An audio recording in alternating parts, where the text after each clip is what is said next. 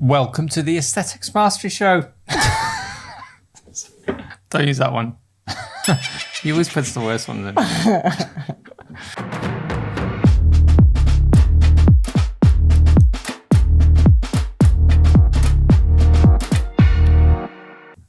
Welcome to the Aesthetics Mastery Show, the show that helps you raise the bar and thrive in your aesthetics career. I'm Dr. Tim Pearce. I'm Miranda Pearce. And what are we talking about today, Miranda? So you might have noticed that we have something in between us. There's another woman in our relationship. Yes, there's definitely another woman in our relationship. She was born last week. So we apparently call her Teresa for some reason. The kids named her, I hear.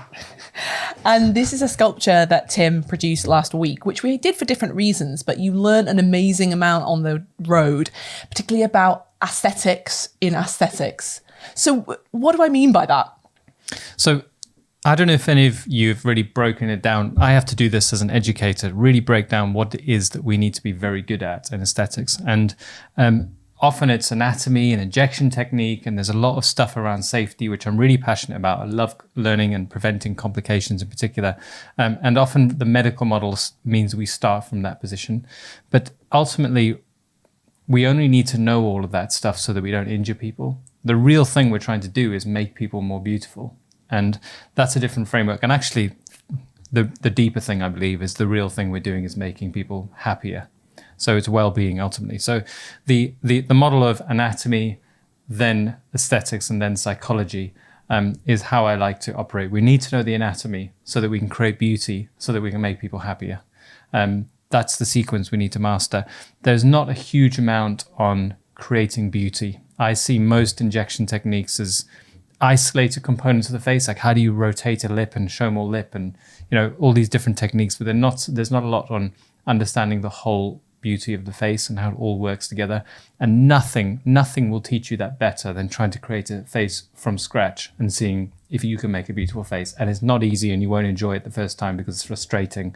But in that frustration lies one of the best learning experiences that you can get. Okay. So just before we move on to talk about your experience sculpting, I feel like there's something that needs mentioning, which is that I see people, practitioners, resisting almost this idea of using the word beautiful with their patients. And the reason for that is they don't want to say, you aren't beautiful. And they're very comfortable to say, oh, yes, you've aged, because this is what happens with the face as it ages. And it's kind of, it feels, we're all comfortable with that. But to then say, oh, I'm going to make you look fresher and younger, but also I'm going to make you look more beautiful, especially as the customer obviously often doesn't say that themselves. But that is what we are in the pursuit of. I think we have to get comfortable with that, don't we? If we're going to really create those amazing transformations. When I look at the before and afters that you do when you've done, 15 plus syringes with someone, and you can barely even understand what's going on with it because it's so subtle and spread across the face, that's beauty. And that's not looking done. It's the opposite of some of the trends, with the crazy square jawlines and the massive lips and whatever. So I think we have to have that conversation, even if it's just with ourselves. Yeah, I mean, you're touching on one of the most difficult problems, which is if you say that you value beauty, you're also saying that you don't value things that are less beautiful. And that's where it gets very uncomfortable. And I think the flip side of it is right back where I started, which is the psychology, which is essentially, for want of a better word, the most sacred thing that there is someone's consciousness. And you want each person to feel on the inside valued and appreciated, no matter where they are on all the different value structures we create, because being human should be innately basically sacred, for want of a better word. So we need to be able to respect individuals for who they are, but also respect them enough that if they say, I will be happier if you can make me more beautiful, that you can also do that for them without saying that you value the individual less who isn't beautiful. But you still have to value beauty. So it's almost like separating the individual from beauty itself. Like we have to acknowledge that it's built into us. Anyone who says, oh, everyone's the same and I treat everyone the same. I mean, what they mean is they value each individual, but we are animals in terms of how we experience things. And when we see someone who's beautiful, if you don't respond to that, you're ultimately not equipped to survive, because beauty is a signal for health. That's basically what it is. And if you're not able to recognize healthy members of your species and react on a physiological level to them, you're basically doomed. Like, you can't have a species that operates that way. So beauty is about survival. It doesn't mean that philosophically we can't value all individuals the same. And it's hard, because I think what practitioners are trying not to do is get involved with saying, you're less beautiful and therefore less valuable. I think you can separate the two out. I think you can be as valuable as the next person without being as beautiful as the next person. So tell me about your process with Teresa. I'd highly recommend that you're brave enough to try it. Now, I know it's a bit scary. I was a bit scared to start. And the first sculpture that I ever did, which I think is behind me here, actually. So this is one of the first ones I did. It's actually the second one, but I didn't get much of pictures done with the whistle. But this is supposed to be a woman, but my little boy said to me, "Who's that man?" So chin's a bit wide. So expect your first one to be a bit crap if you try. There are lots of reasons for that. Took me ages, nowhere near as good as that one, but that's the process that you go through. Is you start out with something that you don't like, and this is the great thing about sculpting, is you have to pull all your theoretical knowledge and your experience into one, because you know that the chin, for example, is the same width as the nose in a female, and you can literally create that. You know what a jawline looks like in 2 dimensions, but then you've got to try and create it in 3 dimensions, which we all know from injecting. That's actually one of the hardest procedures if you look at the face and isolate the components. So you're in this battle between applying what you know intellectually and then actually experiencing your result. And then there's conflict, because you've done what you thought you needed to do with your proportions, but you look at it and it's like, that doesn't look pretty at all. I do not find myself attracted to that shape. And you're trying to create something that's beautiful. I remember thinking, as I was making this, I need to make something. I'm not going to stop until I actually feel like, if that was a real person, I think they would actually be quite attractive. And that's a hard challenge, because it's actually very hard, and most of the time it looks weird. I'll use the word weird as a good example, because these subtle shapes and curvatures are so difficult to get right that all you sense is a sense of weirdness. You're not even sure what's wrong with it.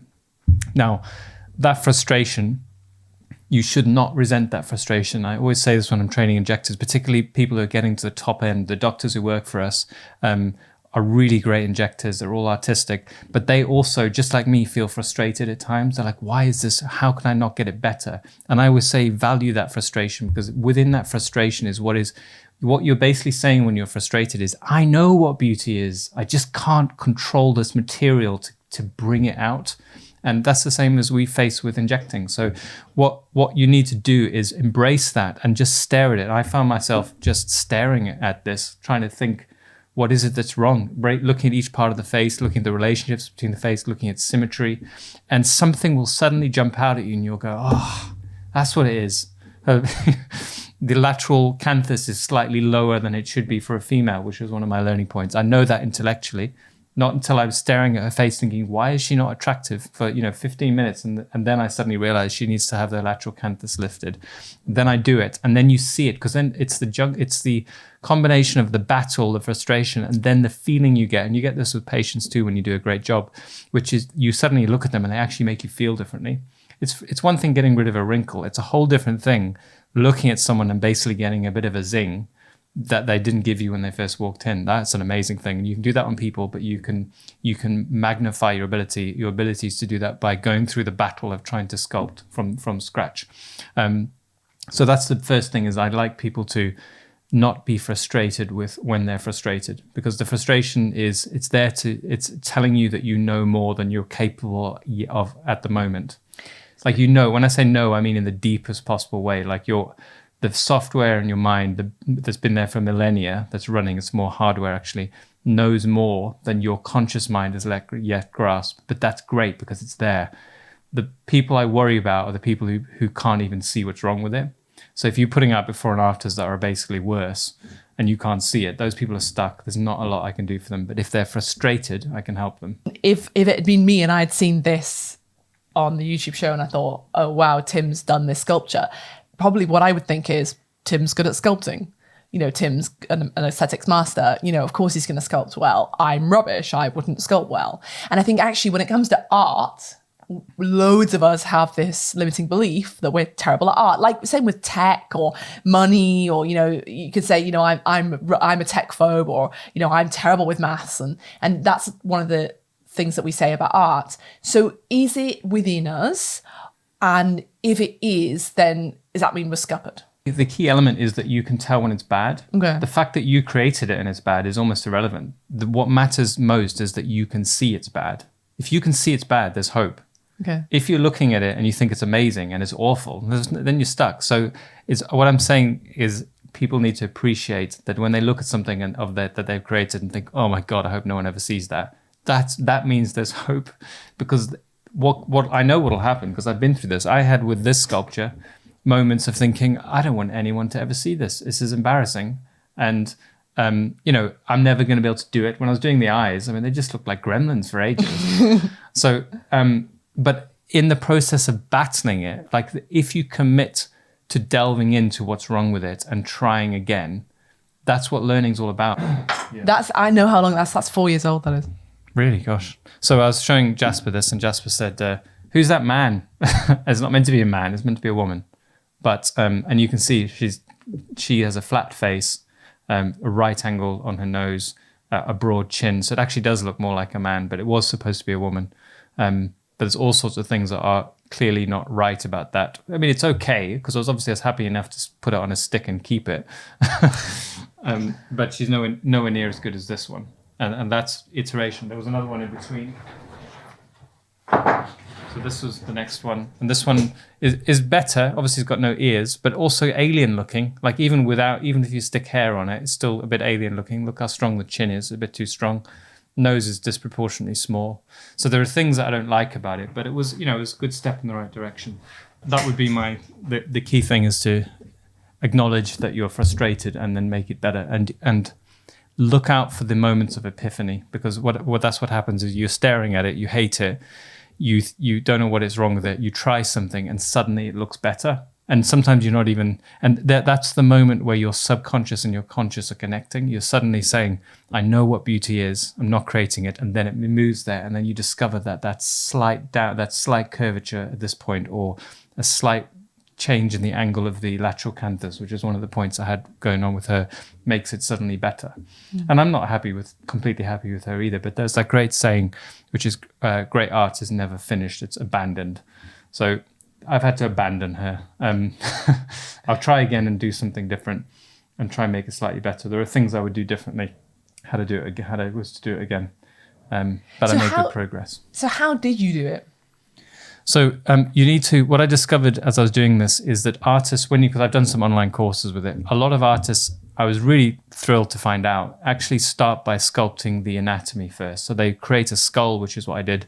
Then they lay over the muscles and the deep fat pads, and then the superficial fat pads. And what they're actually doing is they're acknowledging that the nuances of the human face are so subtle that if you don't build it from the ground up, it won't look quite right. So they're actually literally building each muscle. It's weird to watch because they lay down, your depressor angularis oris, and then they blend it in so you can't even see what they put. But what they're saying is the volume, the proportion there is significant enough that if I really want a really natural likeness, I need to build this from the ground up. And they add each thing on its own and then blend it in, and it really works. Wow, that's so amazing. I absolutely love that. And it just proves the point that art is close to the science of aesthetics. Yeah. Well, it's really interesting to think of it as I think I said previously or on a different take, that we often think of anatomy as something you need to understand in order to be safe, but actually it's the foundations of beauty as well. And when you're aware of, you can look at someone's face and say, the reason you're not as beautiful as you could be is because I can't see the line that your zygomatic major should create on this part of your face. And I can maybe reveal more of that with a little bit of volume in your cheek. That kind of deeper understanding will enable you to create really beautiful results. But it's really fun as well. Like if you can, you'll know your anatomy loads better if you decide to do something like this, but you see that link, really powerful. So you said you made a skull. So what's going on underneath there? Yeah, so I copied one of these. I basically copied a plastic skull initially. So I got the layout and the cheekbones in particular, the the jaw and the angles of the nose. So I created all of that first. Actually, one of the first steps I often say is do the profile. And until that looked right, I didn't continue. And then you start to layer on top of that the other proportions. But it's actually really similar to how you would do a good full face restoration, in that you start with the structure. You don't start getting rid of lines and wrinkles. You start making sure that you can see the angle on the zygoma and the angle on your chin. I often, not everyone injects this way, but it's basically how I naturally inject. Is I first create the focal point. So the focal point is often where multiple lines are meeting. So there is something I learned also from sculpture, which is there are these facial planes. And if you create the facial plane, where the planes meet is one of the focal points. And actually, for years, I've been injecting by creating the focal point first and then making sure that the connecting points, because there are also connecting planes between the focal points, you make sure those are nice, those flow nicely. And then once you've got that structure correct, you start to add the detail in at the end. And that's exactly the same process as you do with sculpting. Make that real. What do you mean by focal? Like, give us an example on the face.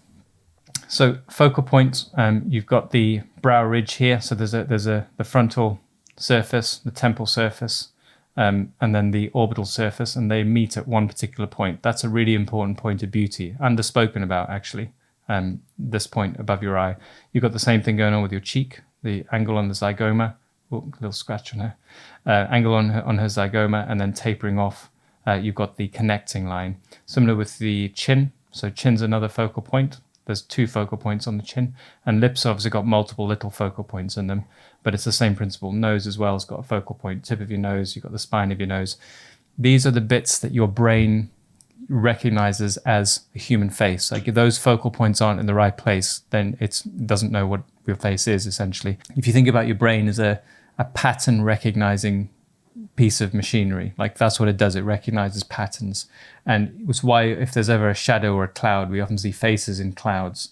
It's because your brain is taking all that information and trying to force it into something that means something. That's creates meaning. Or you see Jesus in a piece of toast. Yeah, absolutely. It's the same. It's your software going, what does this pattern mean? And the most likely thing it'll want to see is other human faces. Human faces are the most important thing to us. So we're always looking for those structures that represent human faces, and then more than just human faces, it's beautiful human faces that we're looking for. Yeah. It's funny, I'm not a clinician myself, but sometimes I'll notice someone on TV, like a man who looks a little bit like a woman, and I'll say to you, like, why does he look like a woman? And I don't know, but I do know. I know it's going on. Yeah, I don't know why. So that's the ingredient to be an artist, is that you, or a good aesthetic clinician, is that you battle with that until you know the answer, because you do know the answer. You just don't know it with your cerebral cortex. You know it with the deeper part of your brain. And as soon as you make the connection, you now have the power to control it.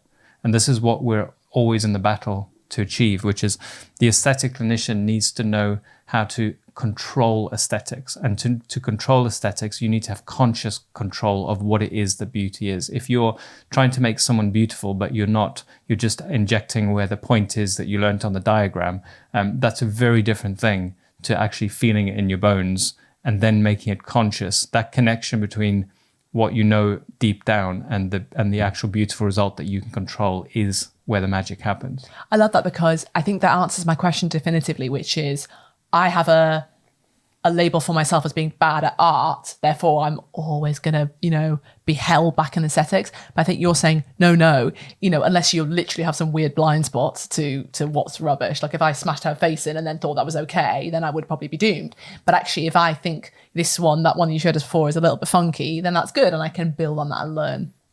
Yeah. And get excited when you feel that way, because I'm probably going on about it so much, but it's for me, I've now got the association. When I look at it and I don't like it, I feel excited because I know I'm about to discover something if I look at it for long enough. And I'm just constantly, I look at pictures on the internet and I'm like, what is it why does she look alien? And then something clicks, I change it, and then it goes in, and I've learned something that it's now there, the connection is made. So I hope you found that interesting. If you do decide one day to sculpt your own head, please let me know. If you want some pointers, you can message us or write in the comments, and we'll maybe put together some more information if anyone else is interested in doing this kind of thing. But I hope you found that interesting. See you next week. And please do drop us a like or a subscribe, because we love to know that you guys are finding this valuable. And for those of you who are watching, don't forget that this show gets made into a podcast every week as well. And that's across all the podcast platforms, Spotify and iTunes and all the normal places. So please do check us out there as well for your daily commute. Thanks for watching. Take care.